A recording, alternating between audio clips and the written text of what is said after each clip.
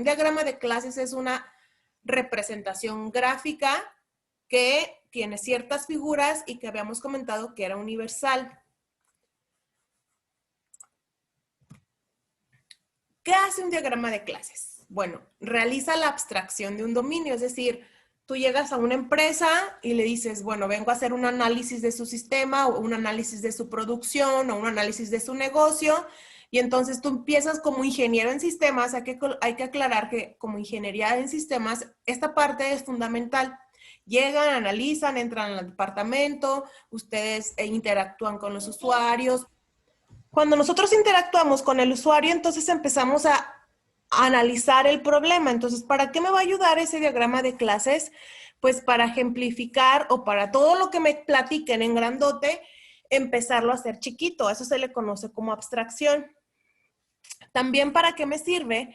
Para documentar una solución de diseño, es decir, la estructura del sistema que se va a implementar en términos de clases y objetos. Y me sirve también para documentar modelado de datos. Algo que es básico. Yo como ingeniero en sistemas voy a desarrollar mis UML. Ya hice todo el análisis y toda la lógica. Créanme que con toda la parte de lógica, lo que realmente valoran en la empresa al final es toda esta parte de solución. Ustedes pueden cobrar simplemente nada más por la solución de un problema en la empresa sin hacer la solución. Es decir, miren, esta es la solución. Tienes que hacer esto, todo ejemplificado en diagramas. Pues llegará el ingeniero en sistemas o llegará el técnico de programación que va a desarrollar tu solución. Entonces, un UML, un diagrama de clases, pues nos permite documentar. Y aquí algo importante, dice, el hecho de que exista cierta característica en un diagrama no significa que de forma obligatoria se debe de usar. Es decir, dice, cuando tú arreglas algo, pues no vas a usar todas las herramientas que están en tu caja de herramientas, solo lo que vas a necesitar. Lo mismo ocurre con el UML, con los diagramas de clase o con cualquier herramienta de modelado. Solamente vas a usar los diagramas o los constructos acorde a la situación en particular. Y ahí es una de las cosas que hay que ajustar. O sea, no siempre vas a usar todas las características de un diagrama de clases porque a lo mejor el ejercicio del negocio no te lo está diciendo. Habíamos mencionado que tenemos distintos tipos de atributos. Los atributos o métodos pueden ser públicos, privados o protegidos. Los públicos indican que el atributo está visible siempre, ya sea el atributo o el método, y se ejemplifica con un símbolo de más. Y los pueden accesar dentro y fuera de la clase. Los private, con el símbolo de menos, indica que el atributo solo es accesible dentro de la clase y que nada más los métodos o las clases que estén ahí mismo los van a poder usar. Y el protected, con el signo de número, indica el atributo o el método no es accesible fuera de la clase, ni desde la clase, excepto las clases de herencia. Bueno, vamos a ver un ejemplo sencillo de cómo está construido este diagrama de clase. Construido por el nombre de la clase, seguido por todos los atributos. Atributos en donde aquí le especifico el símbolo de más indicando que es público o el símbolo de número indicando que es protected o los de menos indicando que son privados. Este que ustedes ven aquí no es un símbolo de menos. Esto indica que es un paquete, es decir, que puede darse el caso que a raíz de ahí se derive otro. Y podemos incluir valor por defecto, es decir, el atributo 1 por default es un entero de tamaño 1. O podemos indicarle que el atributo 5 puede ser un arreglo de tamaño 5 de tipo double. Y también se pueden incluir estos atributos. Lo ideal es poner todo esto. Ahorita que veamos un poquito del N-Class, nosotros incluso después podemos exportar el código a C# y al hacerlo, pues nos va a permitir o nos da el código para yo poderlo visualizar. Otra parte importante, ya después de ver todos los métodos, los valores por defecto, los tipos de datos, si utilizo arreglos, el nombre del atributo, pues es la parte donde van todo lo que son los métodos. Igual, como método, puedo ejemplificar si los métodos son privados, públicos, protegidos, se indica el nombre del método y paréntesis que abre y paréntesis que cierra, exactamente indica que este método es un método. Los paréntesis son declarados como función. Vean la diferencia que existe entre este y este. Cuando ustedes vean en el diagrama de clases que solo escribes el método y sus paréntesis, esto indica que es un método void, es decir, que no retorna valores. Y también eso indica que no estoy recibiendo nada. Es un método llamado crear que ni recibe nada, pero tampoco devuelve. A diferencia de estos, ¿no? Si ustedes se fijan, aquí yo le estoy indicando que estos métodos no reciben datos, pero sí retornan un booleano, otro booleano y retorna un booleano. Después de los dos puntos, esto indica que nuestro método va a devolver un resultado. Y el método calcular, aquí se estoy indicando que recibe parámetros dentro del paréntesis, un parámetro X y su tipo de dato, coma, Y y su tipo de dato, coma, y pudiera agregar todos los N parámetros que vaya a recibir mi clase. Y aparte le indico que tengo una variable de retorno. Entonces, en este ejemplo indicamos métodos que no devuelven ni reciben, métodos que devuelven y métodos que reciben y devuelven. Puede darse el caso que también el método crear pueda recibir datos y no necesariamente tenga que devolverlo. Sigue siendo un método void, aunque reciba datos. El void, repito, es única y exclusivamente cuando cuando no vas a devolver un valor. Y bueno, viene esta parte de la instancia, ¿no? ¿Qué es instanciar? Instanciar es el proceso para generar un objeto o una clase. Es decir, yo tengo mi clase persona. Si yo la quiero instanciar, es decir, si yo le quiero mandar llamar, lo tengo que hacer a través de un objeto. De ahí a veces el concepto raro también de entre el objeto y la clase. ¿Cómo se instancia? Yo tengo mi clase persona, ¿sí? Con estos dos atributos. Aquí voy a instanciar a Pedro. Pedro es un objeto. Si yo tengo la clase alumno, a lo mejor en el alumno tienes número de control, nombre y semestre. Si yo quiero instanciar a un alumno, pues podría ponerle Andrea igual a new alumno. Y en ese momento estoy instanciando que a este alumno llamado Andrea le voy a asignar la clase persona. Por ejemplo, aquí tengo la clase persona con estos atributos, nombre, sexo, fecha de nacimiento y un método conocido como el getSet. A esto se le conoce como una propiedad de dicho atributo. Persona 1, new persona. ¿Qué estoy indicando aquí? Que la P1 es un objeto, pasándole 3 valores, Pedro, M, fecha de nacimiento y actor. Creo P2, P2 es un objeto, lo instancio a la clase persona, pero ahora le estoy pasando Andrea, F, new date, bueno, aquí es por datos de fecha, las fechas de nacimiento y ceramista. Si ustedes se fijan aquí, para que ahí lo anoten, tengo un método, ya lo vieron, es un método llamado persona. A este concepto se le conoce como constructor. Dos puntos importantes. Un constructor es un método que se llama igual que la clase. Desde aquí ya sé, la principal instrucción es, esto es un constructor porque es un método que se llama igual que la clase. Por eso, desde el momento en que yo instancio la clase persona, por default, instancia este método. Una de las características cuando veamos más adelante de forma precisa lo que es un constructor, bueno, es que se instancia, ese método se ejecuta en el momento en que se instancia la clase.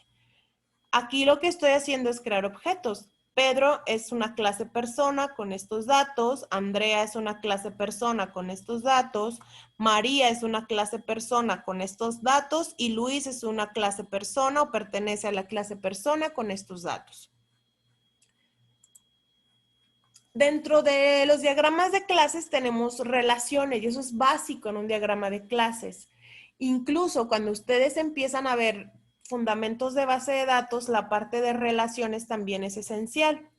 Tenemos tres tipos de relaciones, de uno a uno, de uno a muchos y de muchos a muchos. ¿Cuándo utilizar uno a uno? Bueno, un ejemplo, pues es que se supone que un novio tiene una novia, ¿verdad? Eso es lo ideal. O ese mismo novio, pues la única novia que tiene es ella. Entonces ahí sabemos que hay una relación de uno a uno. Aquí estamos identificando que no vamos a tener más relación con otras personas o con otras clases. ¿Cuándo podemos tener una relación de uno a muchos? Bueno, tal vez puede darse el caso de uno a muchos que un profesor pueda pertenecer a uno y exclusivamente un departamento. Por ejemplo, en mi caso, yo, la maestra Carla, pertenezco a un departamento llamado División de Sistemas, pero también pertenezco a uno llamado Investigación. Y entonces ahí tengo una relación de uno a muchos. Un profesor tiene o pertenece a varios departamentos. ¿Cuándo puede ser una relación de muchos a muchos? Bueno, cuando un profesor imparte muchas asignaturas, pero esas asignaturas también son impartidos por varios profesores. Vuelvo a mi ejemplo, ¿no? La maestra Carla imparte orientado a objetos, programación de base de datos y programación de móviles. Ahí tengo una relación de uno a muchos. ¿Pero por qué se volvió de muchos a muchos? Porque tal vez la materia de orientado a objetos también la da la Miss Lupita, o la materia de móviles también la da el profe Huereca, o la materia de programación de base de datos también la da la Miss Edna. Y entonces ahí es donde se vuelve una relación de muchos a muchos, que también está ejemplificado dentro de mi diagrama de clases. Por ejemplo, ¿cómo ejemplifico una relación de uno a muchos? Un profesor, dos puntos, punto, punto, tiene o pertenece a muchos departamentos. ¿Cómo ejemplifico el muchos? Con el símbolo de asterisco, de uno a muchos. ¿Cómo se representa esto dentro de una clase? Por ejemplo, tengo la clase departamento con sus atributos, pero si se fijan, estoy declarando mi objeto para comunicarme con la clase profesor, pero le indico que es de tipo list. Y es de tipo list porque va a tener muchos profesores. O sea, ese departamento puede ser que tengan muchos profesores. Entonces, yo puedo ejemplificar dentro de ese chart declarando la clase departamento y obteniendo un objeto de tipo lista llamada ProferList que se comunica con la clase profesor. Tenemos también una relación de muchos a muchos y una relación de muchos a muchos es desde 0, muchos y de 0 a muchos. Fíjense aquí lo que tengo, la diferencia es de 1 a muchos entre profesores y departamentos. Un profesor tiene muchos departamentos o pertenece a muchos departamentos. Y aquí al tener 0, punto, punto, asterisco, 0, punto, punto, asterisco, estoy indicando que un estudiante, ¿sí?, tiene muchas asignaturas y esta asignatura puede tener muchos estudiantes. Y a esto se le conoce dentro del diagrama de clases con una relación de muchos a muchos. Y bueno, la diferencia es que en ambas tengo una propiedad de tipo list para poder asignarle. Y la relación de uno a uno, pongo en ambos uno, un departamento tiene una secretaria y una secretaria solo pertenece a un departamento. A diferencia es que dentro del código yo no tengo el list o el array list. ¿Por qué? Porque nada más es una relación de uno a uno. En eClass vamos a darle nuevo proyecto. De hecho, puedo indicarle si es un diagrama en C# o en Java. Vamos a trabajar con C# y vamos a poner ejemplo, ¿sí? En ese momento está listo para nosotros crear nuestros diagramas. Incluso aquí aparecen las relaciones, composiciones, si tienes agregaciones, generalizaciones, elementos anidados y diagrama de clases, ¿sí? Voy a añadir una clase después de haber analizado el ejercicio. El ejercicio dice, representa mediante un diagrama de clases la siguiente especificación. Dice, una aplicación necesita almacenar información sobre empresas, empleados y sus clientes. Ambos se caracterizan por su nombre y edad. Ambos significa empleados y clientes. Dice, los empleados tienen un sueldo bruto. Los empleados que son directivos tienen una categoría, así como un conjunto de empleados subordinados. De los clientes, además, se necesita conocer su teléfono de contacto. La aplicación necesita mostrar datos de los empleados y de los clientes. Hay algo importante, dice, un directivo puede tener subordinados. Aquí voy a agregarle un campo nuevo. Vamos a agregarle otro nuevo campo. Y me falta double sueldo. Y vamos a ponerlo internal private. ¿Sí? Dice, un directivo puede tener distintos subordinados, que en este caso pues son empleados. ¿Cómo puedo hacer una nueva asociación? Bueno, yo puedo hacer esta asociación. Aquí, nueva relación, me parece, que se asocia con este, ¿sí? Ok, vamos a ver, nueva relación de este con este, ¿sí? ¿Qué es lo que le estoy estableciendo aquí? Dice, un directivo puede tener muchos empleados. Y aquí es donde yo puedo editar la asociación. Dice, de 0, de 1 a 1, de 0 a 1, de 1 a muchos, y entonces un directivo puede terminar con muchos empleados. Le doy a aceptar y aquí acabo de tener la relación. Un empleado tiene un directivo y un directivo puede tener muchos empleados.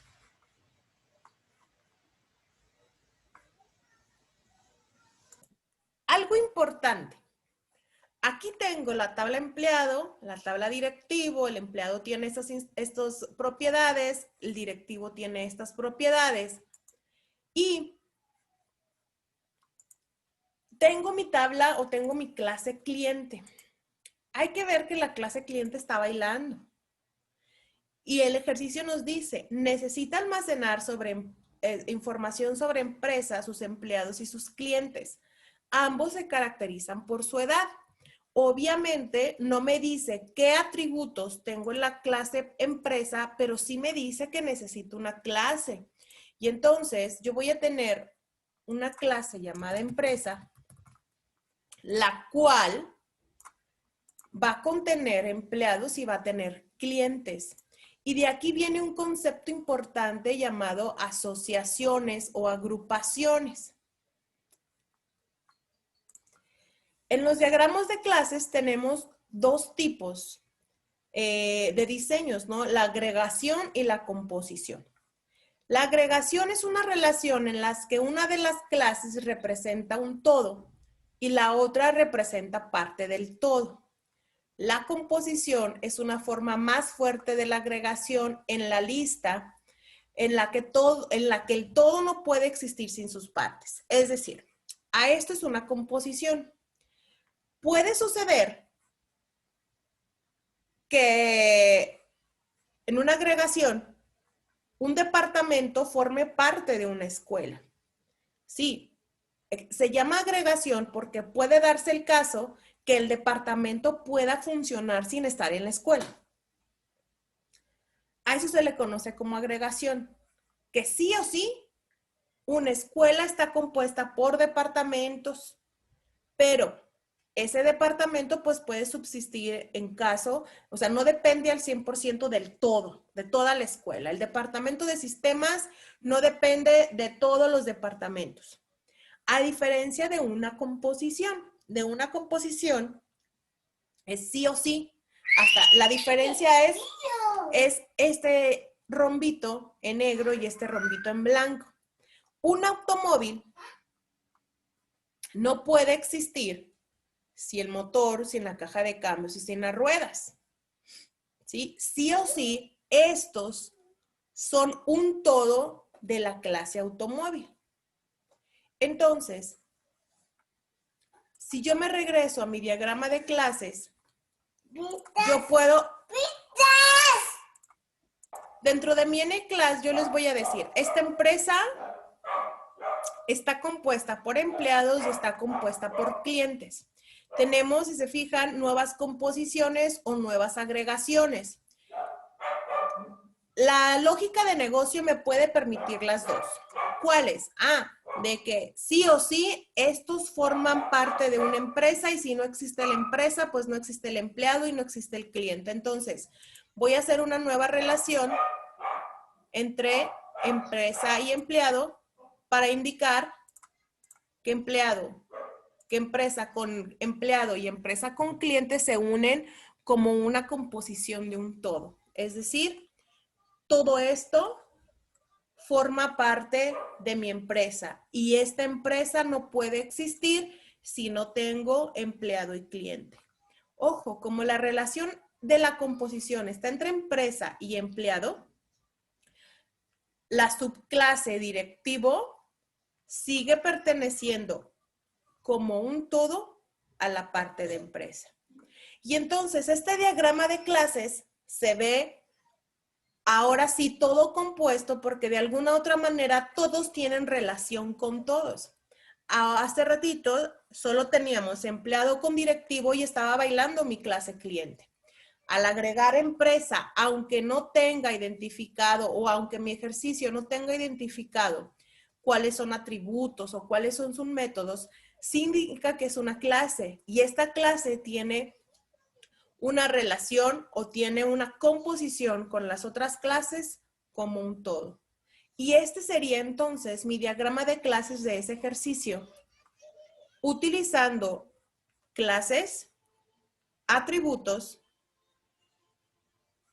métodos, ahorita ninguno me incluye métodos, relaciones con sus referentes, si es uno a muchos, uno a uno, y composiciones o agregaciones, en este caso una composición.